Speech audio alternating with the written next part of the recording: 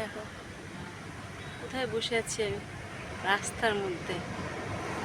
বেশ রাস্তা দিয়ে গাড়ি চলাচল করছে, যাচ্ছে আসছে, কিন্তু কিছু করার নাই, এখানেই বসতে হবে। কলেজের চারিপাশে ওইখানে বসতে দিচ্ছে, তাই সরে আসলাম এদিকে, এদিকে বসি।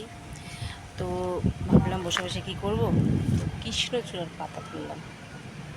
কৃষ্ণচূড়ার পাতা তো ছোটোবেলায় যেমন করে আমরা মালা বানাতাম, এখন ভাবছি বসে বসে এই কৃষ্ণচূড়ার মালা বানাবো, তোমাদেরকে দেখাবো এই ছোটোবেলা আমরা কীভাবে এইভাবে মালা নিয়ে খেলতাম।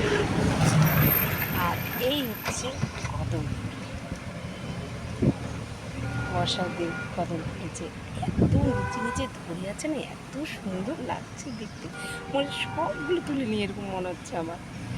তো তাই ভাবলাম তোমাদেরকে তুলে ছবি দেখায়ও, আর কৃষ্ণচূড়ার একটা মালা গাঁথি।